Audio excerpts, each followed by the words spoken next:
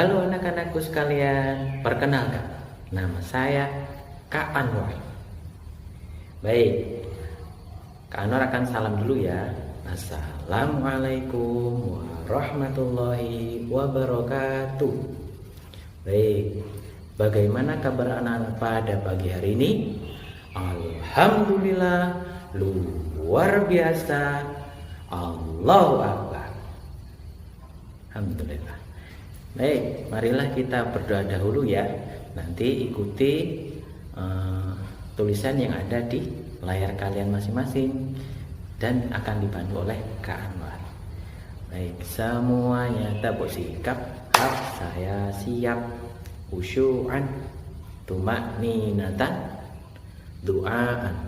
A'udzu billahi minasyaitonir rajim. Bismillahirrahmanirrahim. Alhamdulillahi rabbil alamin.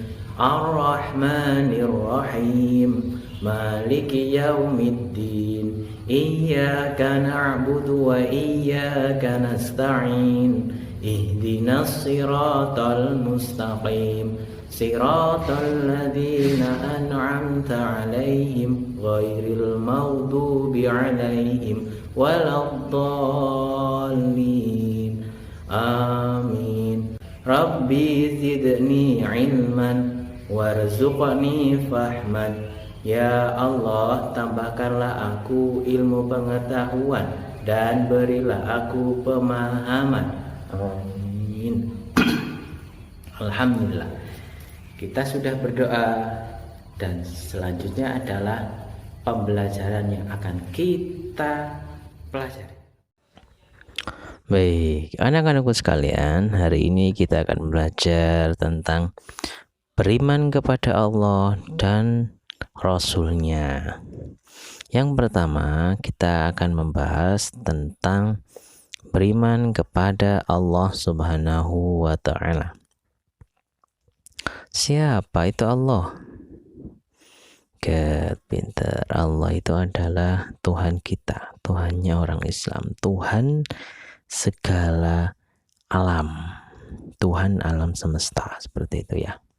Baik, Allah Subhanahu wa Ta'ala itu menciptakan manusia dibekali dengan akal. Apa itu akal? Akal itu adalah yang bisa menyaring mana yang baik dan mana yang benar, itu namanya akal. Nah, dari situ Allah Subhanahu wa Ta'ala itu mengutus para rasul. Para rasul itu rasul itu adalah artinya utusan. Untuk apa? Untuk memberitahu manusia dan membimbing manusia ke jalan yang diridhoi Allah, yaitu ad-dinul Islam atau agama Islam. Ketika Allah mengutus Rasul, itu yang diutus itu adalah makhluknya namanya manusia. Kenapa kok manusia? Karena manusia itu adalah tapi manusia itu adalah makhluk yang paling sempurna. Dikatakan paling sempurna itu adalah karena diberi akal oleh Allah Subhanahu wa Ta'ala. Tidak ada makhluk lain selain manusia yang diberi akal oleh Allah. Maka dari itu, Allah itu mengutus para rasul untuk memberitahu dan membimbing manusia bahwa ada Tuhan yang menciptakan dia. Siapa? Allah. Allah itu menyuruh kita untuk beriman. Apa itu iman? Beriman itu artinya adalah percaya. Beriman ini ada beberapa rukun. Rukun itu adalah artinya pokok atau dasar. Rukun iman digabung itu artinya disebut pokok-pokok keimanan. Orang yang beriman itu disebut mukmin. Kalau iman sendiri itu adalah ya iman, sifatnya itu iman, tapi kalau orangnya itu namanya mukmin, tinggal mengganti M ya, menambahi M, mukmin begitu.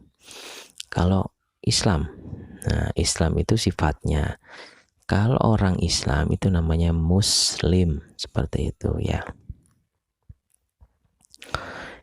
Iman itu adalah artinya percaya. Kalau dijabarkan atau diterangkan itu adalah iman itu adalah diyakini dalam hati, diucapkan dengan lisan, dan yang terakhir itu adalah dilaksanakan dengan tindakan atau perbuatan.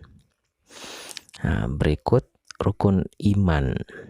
Rukun iman kalian masih ingat toh ya? Sudah kelas 4 kok. Pasti ingat lah ya. Baik, yuk kita sebutkan bersama ya. Rukun iman yang pertama kepada siapa? Kepada Allah Subhanahu wa taala. Terus rukun iman yang kedua ke siapa? Ya, yang kedua itu adalah kepada malaikat-malaikat Allah. Yang ketiga, pintar kepada kitab-kitab Allah. Yang keempat, kepada rasul-rasul Allah. Yang kelima,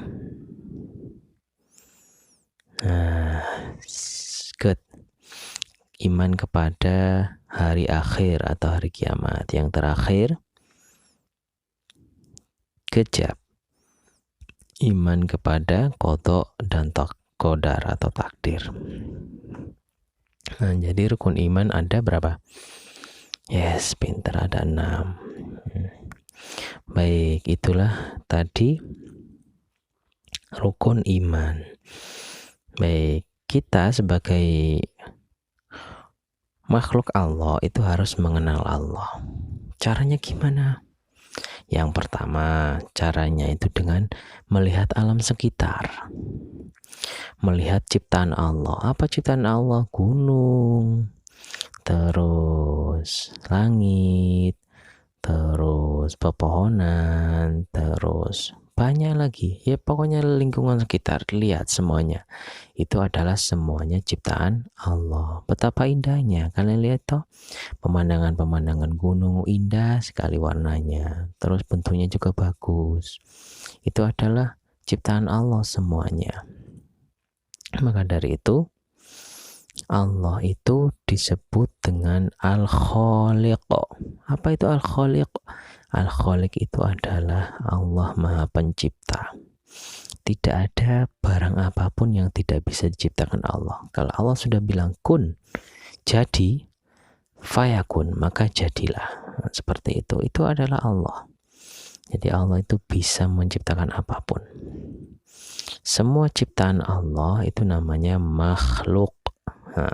Pakai M lagi toh. Orang yang diciptakan atau ciptaan Allah itu namanya makhluk. Kalau Allah sendiri yang menciptakan itu namanya Al-Khaliq. Seperti itu.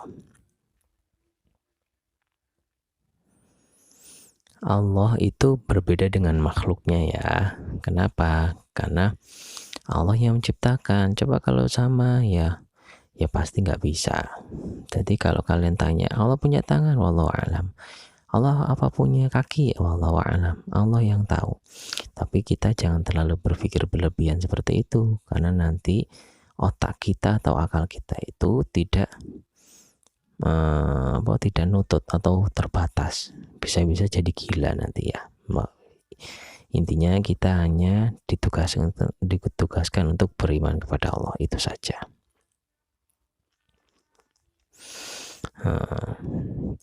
Makhluk Allah itu ada banyak. Ada yang tampak dan ada yang tidak tampak. Makhluk yang tampak itu adalah contohnya yang bisa dilihat oleh mata kita, mata telanjang kita. Apa yang ada di depan mata kita? Kalian bisa lihat hewan tuh? Bisa, itu namanya tampak namanya. Kalian bisa lihat tumbuhan, lihat langit, nah itu namanya tampak sayang. Baik, selanjutnya makhluk yang tidak tampak itu adalah makhluk yang tidak terlihat oleh mata kita. Contohnya malaikat, jin, seperti itu ya. Nah, selanjutnya makhluk yang hidup dan ada yang tidak hidup. Makhluk yang hidup itu adalah contohnya kita sebagai manusia, tumbuhan dan hewan itu namanya makhluk hidup. Kenapa? Karena terlihat, karena bisa makan, bisa bernafas, bisa mencari makan. Terus ada lagi yang makhluk tak hidup. Apa itu makhluk yang tak hidup? Ya air, batu, udara. Itu makhluk yang tak hidup. Kenapa? Karena terus saja dari zaman dulu sampai sekarang tetap air itu mengalir. Nggak bisa air tiba-tiba ada di warteg lagi makan, nggak bisa. Batu tiba-tiba lagi beli baju, nggak bisa. Udara tiba-tiba kelihatan lagi berjemur di pantai, nggak bisa. Semua makhluk yang tak hidup itu yaitu cuma bergeraknya itu satu kali, maksudnya itu tetap air yang mengalir gitu toh, dari dulu sampai emben sampai nanti itu segitu aja gitu loh, jadi nggak berubah. Terus yang kedua, mengenal Allah itu dengan cara apa? Dengan cara belajar Al-Quran. Gimana caranya? Yaitu belajar Al-Quran itu yang pertama belajar membaca dulu. Kalau kalian nggak bisa membaca, ya ngaji, seperti itu. Pertama belajar huruf hijaiyah, alif sampai ya, terus harokat, baru bisa membaca. Bacanya juga satu perlahan atau bertahap, nggak bisa langsung bisa, nggak bisa. Jadi bertahap seperti itu. Kenapa? Karena Al-Quran itu adalah sumber segala ilmu, dan juga kitab Al-Quran itu adalah kitabnya orang Islam. Jadi seperti itu. Maka kalau kita mau mengenal Allah, maka harus berinteraksi dan sering berinteraksi dengan Al-Quran, membaca atau memahami artinya, memahami maknanya, menghafalnya, seperti itu. Jadi caranya yang kedua adalah dengan Al-Quran. Yang ketiga itu adalah cara mengenal Allah itu adalah melalui Asmaul Husna. Kalian masih ingat tahu Asmaul Husna ada berapa? Yes, good. Ada 99. Baik, di sini kita akan mengulang kembali atau mereview, mengingat-ingat kembali. Apa itu Asmaul Husna? Pintar. Asma itu nama, husna itu yang baik. Kalau digabung Asmaul Husna artinya nama-nama yang baik. Tentunya ya bagi Allah Subhanahu wa taala. Nah, di sini kita akan mempelajari tentang Asmaul Husna Al-Basir. Al-Basir itu artinya apa? Maha melihat. Kenapa kok Allah punya sifat Asmaul Husna Al-Basir? Karena Allah itu maha melihat segala sesuatu di dunia ini. Tidak ada yang luput dari penglihatan Allah Subhanahu wa taala. Meskipun kita akan mau melakukan kejahatan tapi singitan atau sembunyi di beton atau di baja yang tak terlihat oleh manusia, tapi Allah maha melihat. Di lubang kecil pun, sekecil apapun, Allah itu bisa melihat. Kenapa? Yaitu Allah maha melihat. Maka dari itu hikmah yang bisa diambil dari Asmaul Husna Al-Basir itu adalah bahwa Allah itu memiliki penglihatan yang tidak terbatas. Jadi apapun yang kita sembunyikan, Allah pasti tahu. Kita di dalam hati ngomong gini, Allah tahu. Karena Allah itu maha melihat. Maka dari itu kita harus hati-hati. Yang kedua, hikmahnya itu adalah perbuatan kita itu yang baik maupun yang buruk itu pasti dilihat oleh Allah. Makanya kalau mau berbuat buruk, dilihat dulu ada Allah, nggak jadi. Kalau mau buat baik, lanjutkan. Kalau mau buat buruk, pikirkan ada Allah, ada Allah, ada Allah, seperti itu ya. Terus yang kedua, Asmaul Husna Al-Adl. Artinya itu adalah yang maha adil. Jadi Allah itu maha adil. Allah itu pasti memberikan apapun untuk makhluknya itu dengan cara adil, karena Allah maha adil. Kenapa? Allah itu pasti akan membalas. Allah itu kalau kita berbuat baik kepada makhluk, Allah juga pasti berbuat baik kepada kita. Sebaliknya, kalau kita sukanya jahil, sukanya menjiwiti orang, sukanya nggak suka nolong orang, Allah juga sama. Itu namanya Allah maha adil. Maka dari itu kita itu harus berbuat baik pada sesama manusia atau sesama makhluk Allah, karena Allah itu maha adil. Allah itu maha baik. Kalau kita baik, Allah maha baik. Jadi seperti itu. Yang ketiga, Al-Azim. Al-Azim itu maha agung. Kenapa Allah maha agung? Karena Allah itu tidak ada makhluk apapun yang bisa menyamai Allah. Allah itu maha agung, besar, dan keagungan Allah itu adalah karena yaitu menciptakan alam semesta, menciptakan bumi kita, itu Allah agung.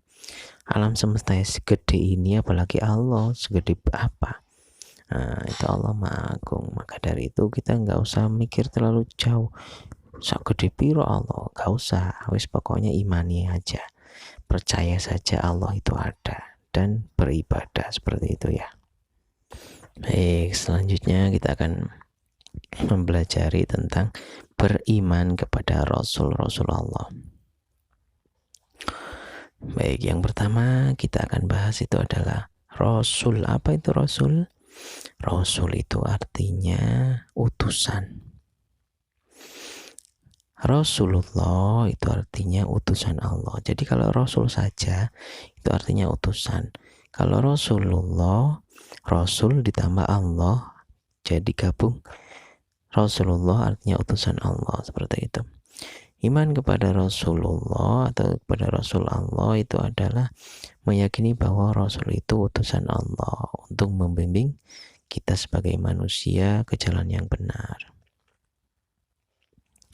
Rasul itu jumlahnya banyak sekali.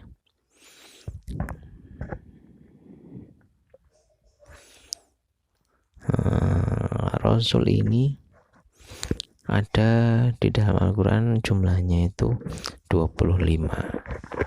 Jadi sebenarnya itu Rasul itu banyak sekali, lebih dari 25, tapi yang wajib kita ketahui itu ada 25. Di sini mengimani adanya Nabi dan Rasul itu adalah dengan apa? Dengan mengikuti ajaran-ajarannya. Jadi kalau Rasul menyuruh kita sholat, begitu. Itu namanya mengimani. Nah, setiap Rasul di antara para nabi ada yang menerima wahyu. Jadi di antara 25 itu ada yang menerima wahyu. Di antaranya itu adalah ada mendapat wahyu yang lembaran-lembaran, namanya suhuf, seperti itu. Jadi lembaran kitab suci itu namanya suhuf. Rasul yang mendapat kitab suci itu ada 4. Yang pertama, Nabi Daud alaihissalam menerima kitab namanya kitab Zabur. Nabi Musa alaihissalam itu menerima namanya kitab Taurat.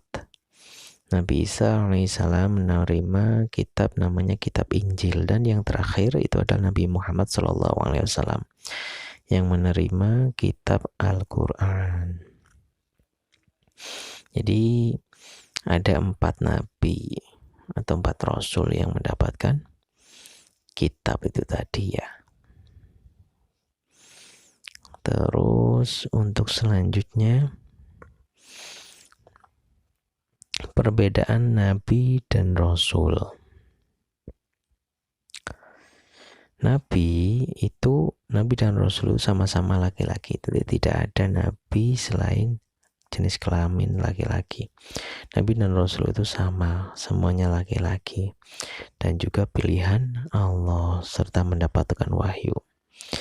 Bedanya Nabi dan Rasul itu adalah yang pertama, Nabi itu mendapatkan wahyu tapi tidak wajib atau tidak harus menyampaikan wahyunya. Jadi beliau mendapatkan wahyu tapi tidak diharuskan menyampaikannya, seperti itu. Itu kalau Nabi. Kalau Rasul atau utusan Allah itu mendapatkan wahyu dan wajib disebarkan atau menyampaikan kepada umatnya. Itu bedanya Rasul dan Nabi.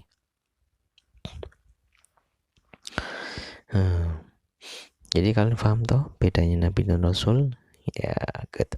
Selanjutnya, Nabi dan Rasul itu memiliki sifat-sifat mulia atau biasa dikenal dengan sifat wajib bagi Rasul. Yang pertama itu adalah sifat wajib sidik. Sidik itu artinya benar atau jujur. Jadi mustahil Nabi dan Rasul itu mempunyai sifat dusta. Kenapa? Karena sudah disucikan oleh Allah.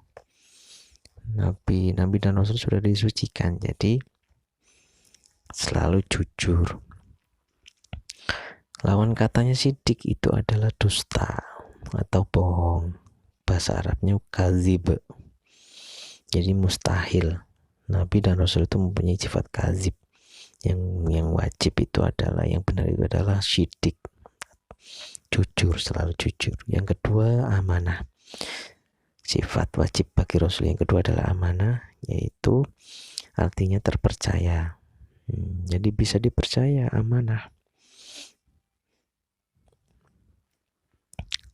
Bisa dipercaya, kalau disuruh A ya A, suruh B ya B, seperti itu. Jadi terpercaya. Jadi mustahil Rasul itu memiliki sifat tidak dapat dipercaya, atau bahasa Arabnya khianat. Jadi tidak mungkin Rasul dan Nabi itu khianat. Yang pasti itu adalah amanah Rasul dan Nabi itu. Selanjutnya yang ketiga, tabligh. Tabligh itu artinya menyampaikan. Jadi segala sesuatu yang diajarkan oleh Allah pasti disampaikan kepada umatnya. Jadi mustahil Rasul itu mempunyai sifat kitman atau menyembunyikan. Jadi kalau sudah dikasih ilmu oleh Allah disembunyikan sendiri, nggak disampaikan, nggak mungkin. Yang pasti itu adalah tabligh atau menyampaikan. Yang terakhir, fatonah. Fatonah itu artinya cerdas. Setiap Rasul dan Nabi itu pasti cerdas. Jadi mustahil Rasul dan Nabi itu bersifat bodoh atau kurang cerdas. Bahasa Arabnya itu balada. Tidak mungkin balada Rasul dan Nabi itu.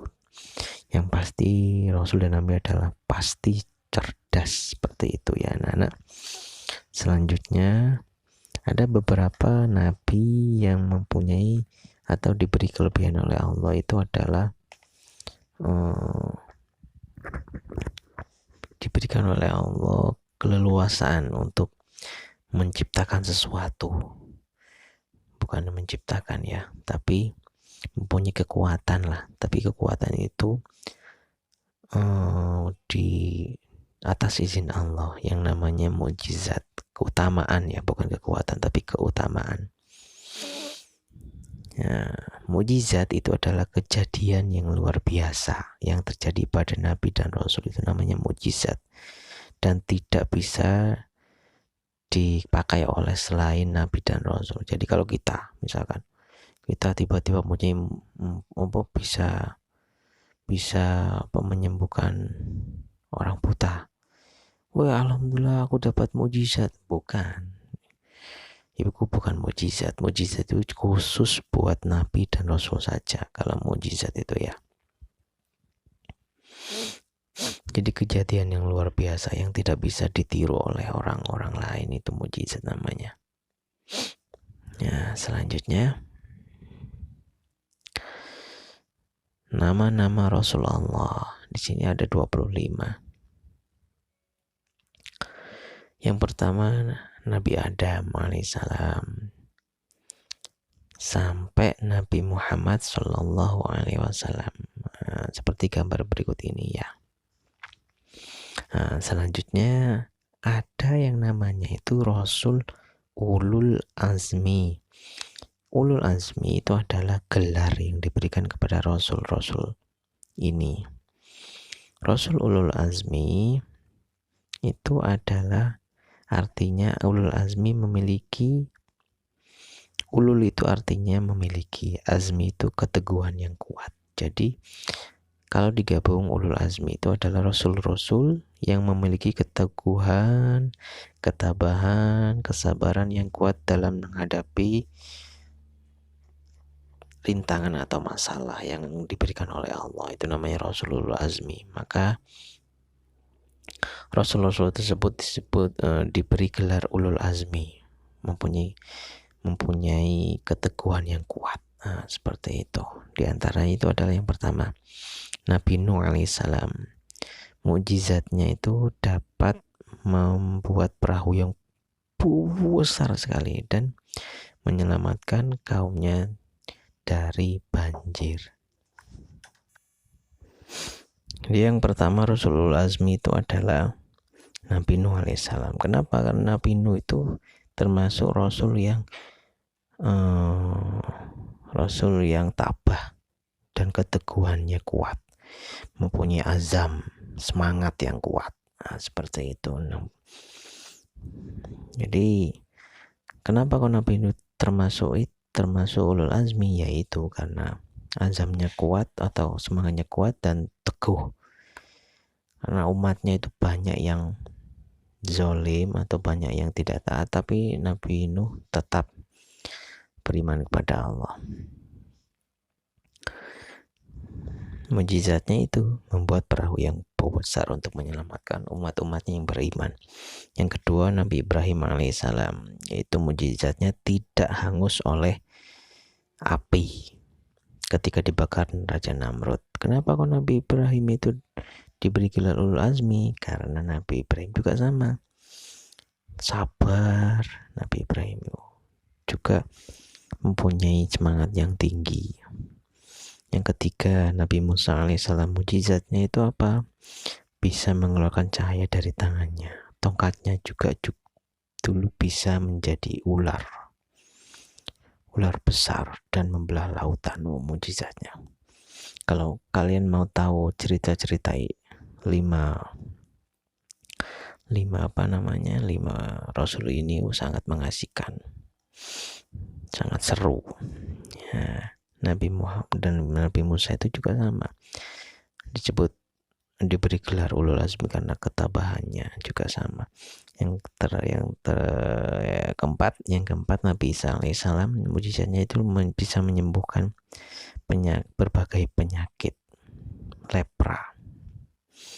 Jadi Nabi Isa juga sama, sabar, teguh, kuat semangatnya. Terakhir Nabi Muhammad alaihissalam, mujizatnya itu adalah yang terbesar. Sebenarnya banyak Nabi Muhammad mujizat, tapi yang terbesar itu adalah Al-Quran. Seperti itu ya Nana ya. Baik, seperti itu. Jadi kita sudah belajar tentang iman kepada Allah, iman kepada Rasul Allah, dan yang lain-lain. Baik, kita sambung lagi minggu depan ya. Jumpa lagi. Alhamdulillahirrahmanirrahim. Pembelajaran kali ini sudah selesai. Baik, sebelum kita akhiri, marilah kita berdoa dahulu. Baik, semuanya tabuk sikap. Saya siap, khusyu'an, tumakninatan, tu'aan. Allahumma arhamna bil Qur'an waj'alhu lana imaman wa nuran wa hudan wa rahmah. Allahumma dzakkirna minhu ma nasina wa 'allimna minhu ma jahilna warzuqna tilawatahu ana al-laili wa atrafan nahar waj'alhu lana hujjatan ya rabbal alamin. Subhanakallahumma wa bihamdika asyhadu an la ilaha illa anta astaghfiruka wa atubu ilaik. Assalamualaikum warahmatullahi wabarakatuh. Dadah teman-teman, see you next time ya. Ila liqa.